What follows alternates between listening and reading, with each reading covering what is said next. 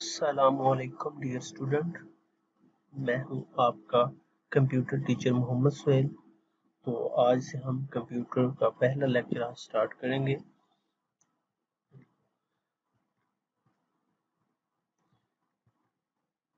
First जो chapter हमारा है इस बुक का, फार्मूलाज इन एक्सेल 2013। जो आपने एक्सेल का चैप्टर पहले भी पढ़ा होगा, उसकी फॉर्मेटिंग वगैरह एक्सेल में कैसे करते हैं, तो इसलिए आपको एक्सेल का तो पता होना चाहिए क्या एक्सेल होता है। फिर मैं आपको थोड़ा बहुत रिवाइज करवा देता हूँ कि एक्सेल क्या होता है। बच्चों, एक्सेल एक सॉफ्टवेयर होता है जिसमें जो कि माइक्रोसॉफ्ट ने डेवलप किया हुआ है, और इसमें अमूमन वर्कशीट होती है जिसमें हम डाटा को ऑर्गेनाइज कर सकते हैं, डाटा को एनालिसिस कर सकते हैं। ये बिजनेस वगैरह में जो लोग हैं इसको यूज करते हैं डाटा को एनालाइज करने के लिए। एक सॉफ्टवेयर होता है एक्सेल। ये हम देखते हैं कैसा होता है आगे जाके कि ये किस किस तरह हमें नजर आता है, वो भी हम उसमें थोड़ा सा काम हमने करना है, तो हम देखेंगे कि कैसा होता है। इसमें हम आज के लेक्चर में है कुछ जो चीजें पढ़ेंगे, उसमें हम फार्मूला देखेंगे कि फार्मूला क्या होते हैं एक्सेल में जो हम अप्लाई करते हैं। उसके बाद सेल एंड रेंज रेफरेंस क्या होते हैं। उसके बाद उसके फार्मूला अप्लाई करने के दो मेथड है, एक टाइपिंग मेथड है, पॉइंटिंग मेथड है। इनको देखेंगे कि इनमें क्या डिफरेंस होता है। तो आज के लेक्चर में हम ये चीजें देखेंगे। तो चलिए सबसे पहले हम ये देखते हैं कि फार्मूला क्या होता है। आज का हमारा मेन टॉपिक जो है वो फार्मूला। अब बच्चों, आपने मैथ में भी फार्मूला देखे होंगे, लेकिन ये जो यहाँ पर जो फार्मूला हम एक्सेल में अप्लाई करते हैं ये ज़रा उससे डिफरेंट होता है, डिफरेंटली उससे लिखा जाता है जैसे हम के मैथ में लिखते हैं। सेम उसी तरह नहीं हम यहाँ पर इसको लिखते हैं, इसमें थोड़ा सा डिफरेंस होता है। तो इसकी डेफिनेशन सबसे पहले हम देखते हैं। Formula in Excel is a sequence of value, cell reference, functions and or operator in a cell that produce a new value from existing value। बच्चे, इसमें फार्मूला में आपने जैसे डेफिनेशन में लिखा हुआ है, चार मेन इसमें जो चीजें होती हैं, इसमें वैल्यू, सेल रेफरेंस, फंक्शन और ऑपरेटर, ये चार मेन चीजें होती है फार्मूला में। अगर इनकी आपको समझ आ गई तो आई थिंक आपको बहुत क्लियरली फार्मूला का समझ आ जाएगा कि फार्मूला क्या होता है। अब और इसमें फार्मूला हमेशा, जब भी आपने फार्मूला लिखना, ये हमेशा इस इक्वल के साइन से स्टार्ट होता है। जब भी आप कोई फार्मूला लिखेंगे एक्सेल में तो आप हमेशा सबसे पहले जो है वो इस इक्वल का साइन आप डालेंगे, उसके बाद आपने फार्मूला अपना राइट करना होता है। तो हमने देखते हैं कि ये चार चीजें क्या होती हैं। इसमें वैल्यूज बच्चे दो तरह की हो सकती हैं। एक तो नंबर हो सकते हैं, डिजिट्स हो सकते हैं, 0 से 9 तक उनका कॉम्बिनेशन जो है वो हो सकता है। जैसे इसके एग्जांपल यहाँ पर दिए हुए 670। तो ये कोई भी नंबर हो सकता है, मतलब डिजिट्स हो सकता है जहाँ जिस पर हम कैलकुलेशन अप्लाई कर सकते हैं, उसका एनालिसिस कर सकते हैं। तो ये एक नंबर भी हो सकता है, और दूसरा स्ट्रिंग वैल्यू भी हो सकती है। स्ट्रिंग वैल्यू में क्या होगा कि वो कैरेक्टर होंगे उसके, उसमें अल्फाबेट्स ए से जी तक, वो अपर केस भी हो सकता है, लोअर केस भी हो सकता है। जैसे यहाँ पर एक वर्ड लिखा हुआ है कंप्यूटर, तो ये क्या है, स्ट्रिंग है। स्ट्रिंग मैंने आपको आपने 6 में भी पढ़ा होगा, एक चैप्टर उसमें स्ट्रिंग का जिक्र था। तो स्ट्रिंग क्या होती है, इसको अमूमन कोटेशन में लिखा जाता है, स्ट्रिंग को कंप्यूटर में ज्यादातर। और ये वैल्यूज असल में ये मैं आपको आगे मजीद बताऊंगा कि जो सेल के अंदर जो चीजें लिखी होती है, अगर सेल क्या होता है ये एक आगे हम देखते हैं कि सेल क्या होता है। उसके अंदर जो वैल्यूज होती है, जहां जिस पर हम फार्मूला अप्लाई करना होता है, उसको हम वैल्यूज कहते हैं। तो ये एक फर्स्ट चीज थी फार्मूला में, वैल्यू। दूसरा इसमें था सेल रेफरेंस। अब सेल रेफरेंस क्या होता है, सबसे पहले सेल हम देखते हैं कि सेल क्या होता है। सेल ये होता है बच्चों कि एक रो और जो है कॉलम आपस में जो कंबाइन होके एक सेल बनाते हैं। एक एक्सेल में एक वर्कशीट होती है जिसमें रो और कॉलम होते हैं, और वो आपस में मिलके एक सेल बनाते हैं, रो और कॉलम। ये कैसे सेल होते हैं, चलिए हम पहले थोड़ा सा इनको देख लेते हैं कि सेल होते कैसे। ये बच्चों सेल है, ये जो है ये हमारे फर्ज करें ये हमारी वर्कशीट है, और इसमें ये वाले जो है ये कॉलम है, और ये वाले जो है ये रो है, और ये कॉलम और रो मिलके क्या बना रहे हैं, सेल।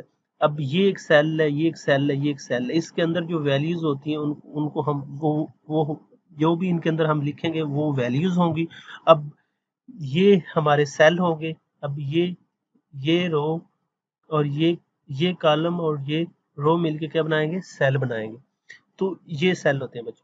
अब सेल रेफरेंस क्या होता है, ये हमने देखना। सेल रेफरेंस ये इन सेल के जो एड्रेस है, जब हमने कोई फार्मूला अप्लाई करना है तो इन सेल के अंदर वैल्यूज होती हैं, और उन वैल्यूज को जब फार्मूला में अप्लाई करना होता है तो हमने वो फार्मूले को उन वैल्यू की लोकेशन बतानी होती है, उनका एड्रेस बताना होता है। तो उसका एड्रेस बताने के लिए हमें बताना पड़ता है कि ये इसकी रो कौन सी है और इसका कॉलम कौन सा है, और इस चीज को हम क्या कहते हैं, सेल रेफरेंस कहते हैं। तो इसको मजीद हम आगे देखेंगे।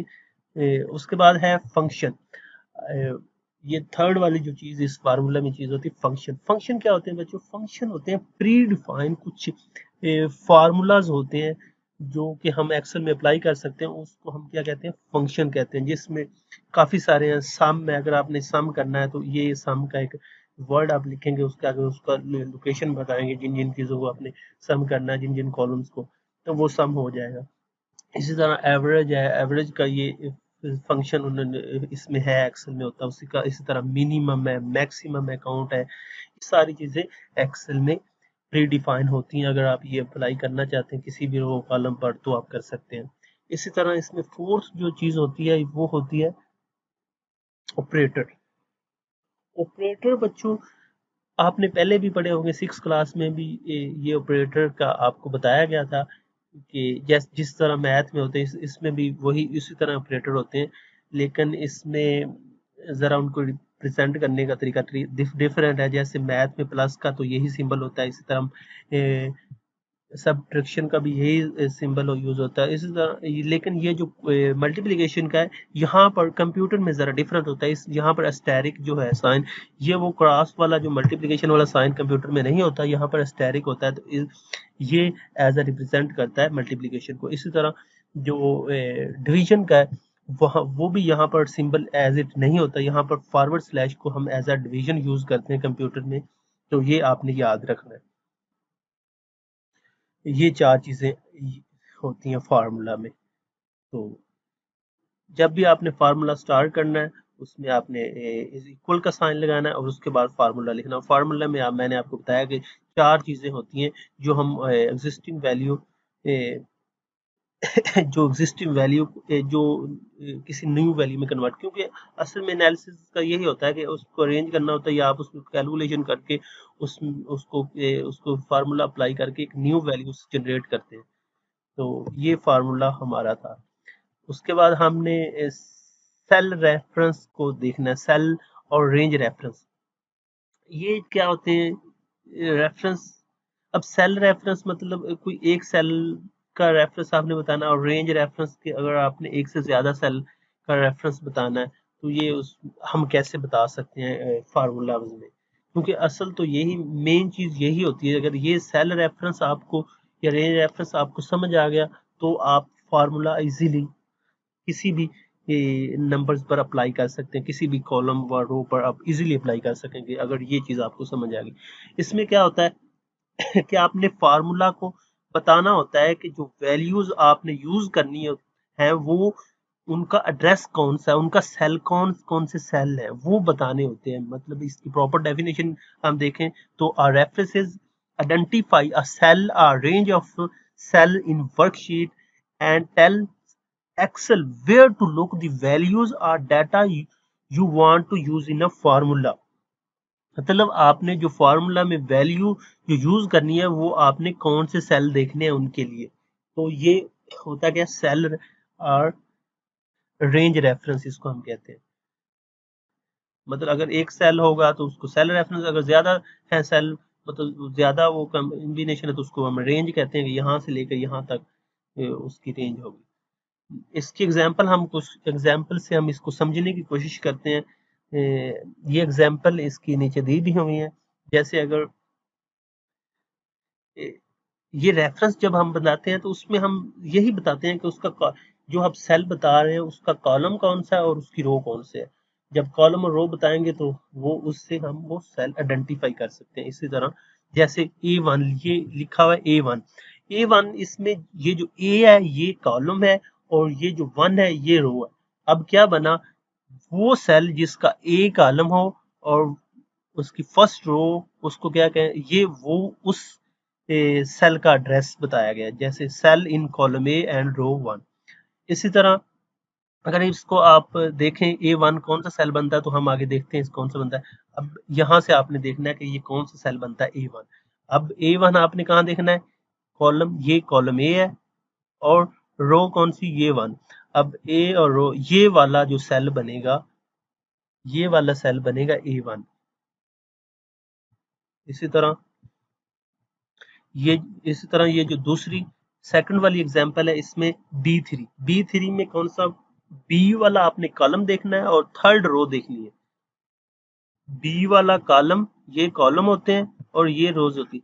ये आपने कॉलम देखना है और आपने यहाँ से ये कॉलम होगा और आपने थर्ड वाली रो को जाना है, ये वाली थर्ड रो है और ये इसका सेल बनेगा।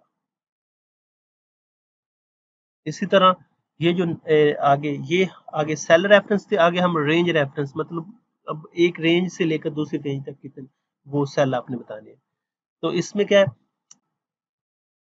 B1 कॉलन B20, वो ये बता रहा है कि B1 से आपने स्टार्ट करने हैं सेल और B20 तक ये सारे सेल इसके दरमियान में आ जाएंगे। जैसे हम अगर ये इसको देखने की कोशिश करेंगे तो ये बी है, B1 से स्टार्ट होने और B20 तक ये सारे सेल आएंगे, यहाँ से 20 तक आगे भी जाएंगे। यहाँ तक 10 तक मैंने एग्जांपल दी हुई, लेकिन आप वो जब वर्कशीट में देखेंगे तो उसमें एक्स्ट्रा रोज होती है, वो आप 20 तक उसमें जाएंगे। इसी तरह ये जो आगे वाला है एग्जांपल, B4 स्टार्ट हो रहा है B4 से और D4 तक। अब ये क्या, इसमें आपने कौन सी रेंज बनेगी, B से D जो कॉलम है और 4 रो, इसका ये B से D तक और 4 रो, ये वाली 4 रो है और B से D तक, यहाँ तक, मतलब ये तीन जो सेल इसमें आएंगे। इस तरह आगे कुछ एग्जांपल है 8 कॉलम 8। अब इसमें क्या है, सिर्फ इसमें रो बताएगी, कॉलम नहीं बताएगा।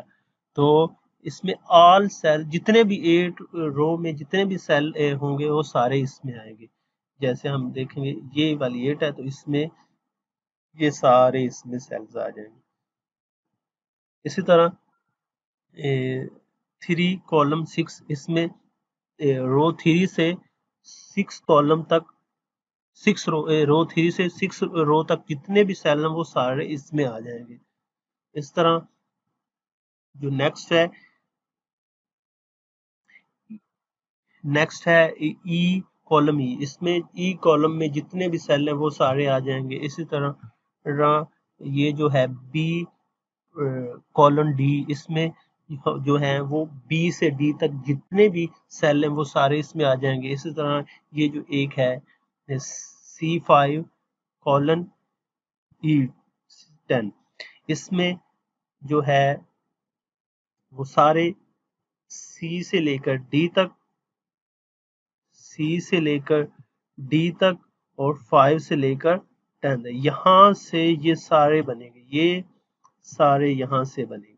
ठीक हो गया बच्चों। तो ये कुछ एग्जांपल थी, मैंने आपको समझाने की कोशिश की है कि सेल रेफरेंस क्या होते हैं, क्योंकि ये मेन चीज इसमें सेल रेफरेंस ही है। अगर सेल रेफरेंस आपको समझ आ गया तो आप फार्मूला इजीली अप्लाई कर सकते हैं। अब इसमें हमने देखना है कि फार्मूला अप्लाई क्या है। फार्मूला अप्लाई करने के बच्चों दो मेथड मेन है जो इस बुक में बताए गए हैं, जो आपने सीखने हैं। एक है फार्मूले को टाइप करके, टाइपिंग मेथड है, और दूसरा है पॉइंटिंग मेथड। तो हम देखते हैं पॉइंटिंग मेथड क्या होता है, टाइपिंग मेथड क्या होता है। सबसे पहले हम टाइपिंग मेथड देखते हैं कि टाइपिंग मेथड क्या होता है। इसमें बच्चों आपने क्या करना है कि आपने जब फार्मूला अप्लाई करना है तो आपने सबसे पहले जो सेल, जिस सेल में आपने रिजल्ट जनरेट करना उसको आपने सिलेक्ट करना है।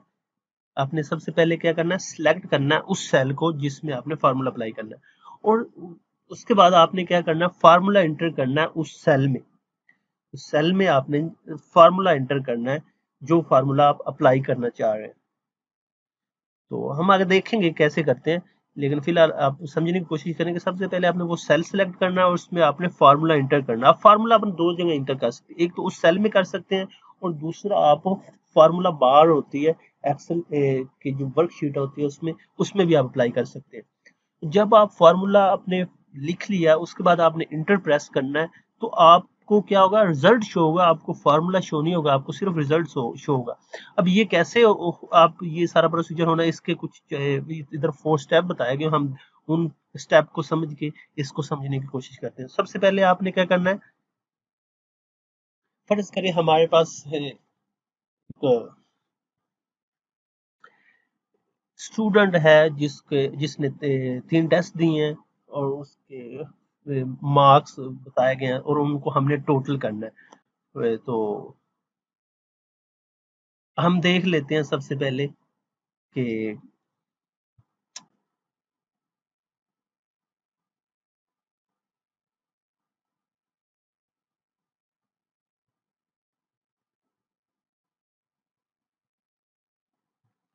हम ये इधर इसको एक्सेल में देखते हैं कि कैसे ये सारा प्रोसीजर होना है।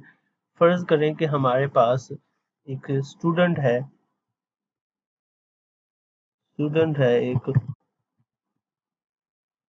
ठीक हो गया, एक स्टूडेंट है और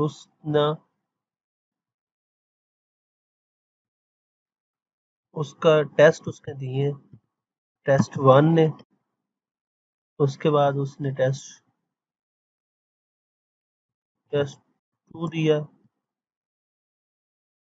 उसके बाद उसने टेस्ट 3 दिया। तो ये उसने टोटल हमने यहाँ पर करना है, इसका टोटल।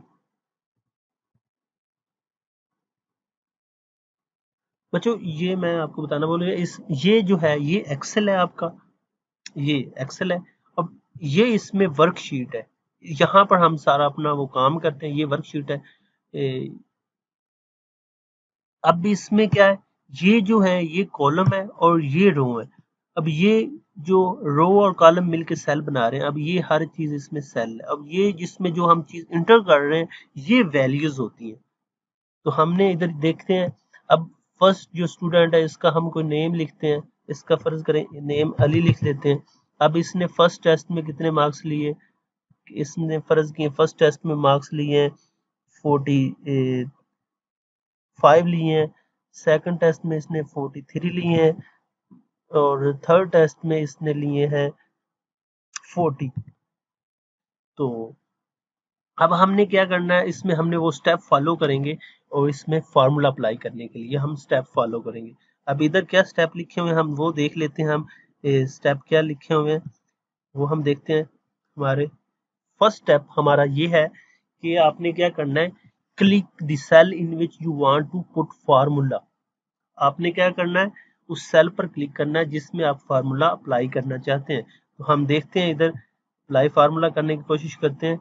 हमने इसमें टोटल फाइंड करना है तो हम यहाँ पर क्लिक कर दिया हमने, क्योंकि हमने जो टोटल है वो इसमें इस सेल में करना है। उसके बाद आपने क्या करना है, जो फर्स्ट स्टेप हमने अप्लाई कर दिया, उसके बाद आपने क्या करना है, सेकंड स्टेप अप्लाई करना है। सेकंड स्टेप क्या है इसमें देखते हैं। सेकंड स्टेप इसमें ये है कि आपने टाइप करना है इज इक्वल टू साइन, क्योंकि हमें पता है जब भी हमने कोई फार्मूला अप्लाई करना है तो जो फर्स्ट जो चीज आपने लिखनी है इज इक्वल का साइन लिखना है। अब जब अपने सेकंड स्टेप में इज इक्वल का साइन लिखेंगे तो आप देखते हैं हम वो इज इक्वल का साइन लगाते हैं। यहाँ पर आपने क्या करना है, इज इक्वल का साइन। आप आपके पास दो हैं, आप मतलब फार्मूला दो जगह पर आप टाइप कर सकते हैं, या तो सेल में कर सकते हैं या आप इसमें फार्मूला बार में कर सकते हैं, लेकिन हम यहाँ करते हैं। अब आप जब यहाँ पर आपने इज इक्वल का साइन लिखा तो ये आपको ऑटोमेटिकली जो आप यहाँ पर फार्मूला लिखेंगे ये सेल में भी शो होना शुरू हो जाएगा और फार्मूला बार में भी शो होना शुरू हो जाएगा ऑटोमेटिकली। आप एक जगह पर लिखेंगे दूसरी जगह ऑटोमेटिकली आपको शो होगा। अब ये हमारा सेकंड स्टेप था। थर्ड वाला स्टेप हमारा क्या है वो हम देख लेते हैं। थर्ड स्टेप हमारा ये है, आपने क्या करना है, फार्मूला टाइप करना है। अब जो फार्मूला हमने टाइप करना है वो हम देखते हैं। जैसे जैसे हम फार्मूला टाइप करेंगे जो जो कॉलम उसमें आएगा उसका जो बॉर्डर है ऑटोमेटिकली चेंज हो जाएगा। तो हम देखते हैं। अब हमें पता है कि हमने क्या करना है, ये जो 45 वाले सेल को ऐड करना है, ये 43 वाले सेल को ऐड करना है और 40 वाले को। अब ये कौन सा सेल बनेगा, ये ऊपर से देखें आप, कॉलन कौन सा है, बी, और रो कौन सी है, 2।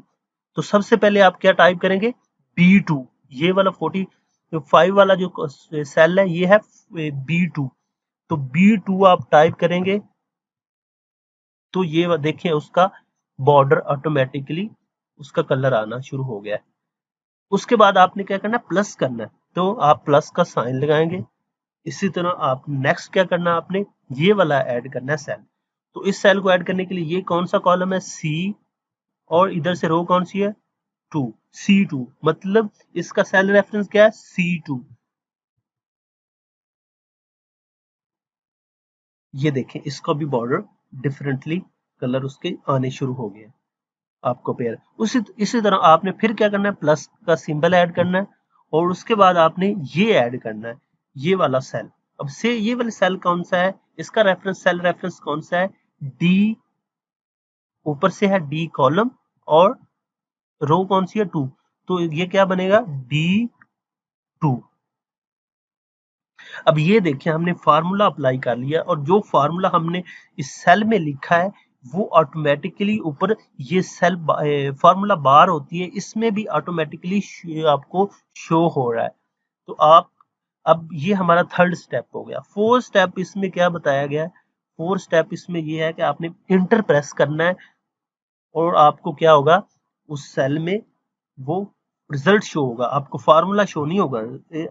अब तो आपको फार्मूला शो हो रहा है लेकिन जब आप इंटर प्रेस करेंगे यहाँ पर आपको रिजल्ट शो होगा, आपको ये फार्मूला शो नहीं। तो हम इंटर प्रेस करेंगे तो देखें ये इसने ऐड कर दिया, ये टोटल इस बने 128 टोटल जो आप उसके टेस्ट के मार्क्स हैं वो 128 बने। तो इस तरह ये हमने अपने 4 स्टेप जो है वो कंप्लीट कर लिए। तो ये कौन सा मेथड था, टाइपिंग मेथड। तो दूसरा हम आगे देखते हैं, दूसरा मेथड कौन सा है, सेकंड वाला मेथड है वो है पॉइंटिंग मेथड। पॉइंटिंग मेथड में हम, ये उससे आसान मेथड है, टाइपिंग मेथड से ये आसान मेथड है। इसमें हम क्या करते हैं, हम बजाय सेल एड्रेस टाइप करने के, सेल रेफरेंस टाइप करने के, हम क्या करते हैं उस सेल पर क्लिक करते हैं और वो ऑटोमेटिकली फार्मूले में उसका सेल रेफरेंस ऐड हो जाता है। तो चलें ये भी तरीका हम देख लेते हैं ये कैसे होता है। इसको हम देखते हैं। हमने जो फार्मूला पहले अप्लाई किया उसको रिमूव पहले कर देते हैं ताकि आपको समझ लगे। हमने अब पॉइंटिंग मेथड अप्लाई करना है। पॉइंटिंग मेथड, अब ये देखें कि इस पॉइंटिंग मेथड में आप फार्मूला कैसे अप्लाई करते हैं। सबसे पहले तो वही स्टेप है ना, आपने इज इक्वल का तो साइन लगाना ही है। तो हम इज इक्वल का साइन लगाया। अब आपने जो सेल इसमें ऐड करना है, जो जिसको, उस पर आप क्लिक करेंगे। तो आपने सबसे पहले ये ऐड करना है 45, तो इस पर क्लिक करेंगे तो ये ऐड हो जाएगा। ये देखिए आप ऑटोमेटिकली वो उसने सेल रेफरेंस मैंने क्लिक किया उस पर, वो ऐड कर। अब जब ऐड होगा उसके बाद हमने प्लस साइन, जो आपने इसकी ऑपरेशन परफॉर्म करना वो तो आपने लगाना ही है ना साथ के, प्लस करना माइनस करना वो आप तुम बताना है। तो हम क्या करेंगे, प्लस का साइन ऐड करेंगे। ठीक हो गया। अब आपने दूसरा कौन सा वो सेल ऐड करना है, वो है 43 वाला। तो हमने अब क्या करेंगे, 43 पर क्लिक करेंगे।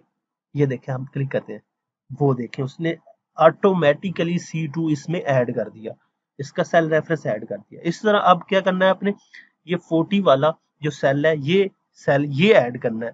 तो इसको ऐड करने के लिए सबसे पहले तो आपने प्लस का साइन लगाना है ना, क्योंकि आपने ऐड करना है। तो जब आपने कर लिया उसके बाद आप इस जिस सेल पर क्लिक करेंगे वो इसमें ऐड हो जाए। हमने इसको करना है तो हम इस पर करते हैं। ये देखिए बच्चों, उसने ऑटोमेटिकली D2 ऐड कर दी। पहले हमने टाइप किया था D2, लेकिन अब आपने सिर्फ क्लिक किया, उसने ऑटोमेटिकली उसको ऐड कर दिया।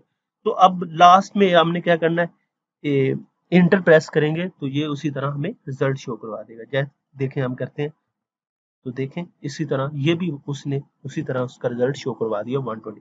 ये उससे जरा आसान है, इसमें आपको सेल रेफरेंस आप वो गलती के चांसेस कम होते हैं, ताकि आप क्योंकि वो ऑटोमेटिकली ऐड कर रहा होता है एक्सेल। तो अगर आप मैनुअली ऐड करें तो उसमें गलती हो सकती है, लेकिन इसमें गलती के चांसेस नहीं होते। तो बच्चों ये था आज का लेक्चर। ये दोनों मेथड आपने अच्छी तरह इसको समझने की कोशिश करनी है। टाइपिंग मेथड, ये 4 स्टेप है इसके, और उसके बाद है पॉइंटिंग मेथड। तो ये था आपका आज। आप और एंड पे आपने क्या करना है, अब आपका एक काम ये है कि आपने असाइनमेंट बनानी है। असाइनमेंट आपने लिखनी है। इसकी एक असाइनमेंट आपको दी जा रही है, जिसमें आपने क्या करना है कि आपकी नोटबुक होगी कंप्यूटर की, उसमें आपने ये बकायदा इसको राइट करना है। ये आप जो क्वेश्चन में आप ये असाइनमेंट के क्वेश्चन एंड पे ये जो 4 बताए गए हैं, ये आपने उधर इसके क्वेश्चन लिखने हैं और नीचे उसका आंसर लिखने हैं। मोस्टली ये आप मैंने आपको बता दिए क्वेश्चन के आंसर तकरीबन, और या ये आपने बुक से देख के समझने की कोशिश करनी कि कौन से हैं। तो सबसे पहले जो क्वेश्चन था ये है डिफाइन फार्मूला। फार्मूला की डेफिनेशन लिखनी है उसके बाद आपने सेकंड जो है ये second question what is cell reference. Cell reference मैंने आपको बता भी दिया है क्या होता है, लिखा भी हुआ है, आप वहां से लिख सकते हैं। और समझने की भी आपने कोशिश करनी है कि सेल रेफरेंस होता क्या है, तो इसकी भी आपने डेफिनेशन। नीचे आपने जो है थर्ड क्वेश्चन, इसमें write down the steps of typing method. ये टाइपिंग मेथड के आपने 4 स्टेप जो पढ़े हैं, ये आपने इसको लिखना भी है और इसको समझने की कोशिश करनी है। उसके बाद 4 है व्हाट इज पॉइंटिंग मेथड। तो ये भी आपने इसका जो मेथड है पॉइंटिंग, ये भी आपने इसकी भी डेफिनेशन राइट करनी है। तो बच्चे ये था आज का लेक्चर। अगर फिर भी कोई चीज़ आपको समझ नहीं आ रही तो आप मुझसे पर्सनली भी कॉन्टैक्ट नंबर दिया हुआ है, तो आप उसमें ग्रुप में आप मुझसे कॉल कर सकते हैं, मैसेज कर सकते हैं, या ग्रुप में आपसे मुझसे पूछ सकते हैं। कोई भी चीज़ आप मुझसे दोबारा पूछ सकते हैं, कोई मसला नहीं बच्चे। लेकिन अगर आप ध्यान से लेक्चर देखेंगे तो मैंने तकरीबन हर चीज़ क्लियर करने की कोशिश की है, तो आपको समझ लग जाएगी अगर आप ध्यान से बैठे। ओके बच्चों, अल्लाह हाफिज़, टेक केयर।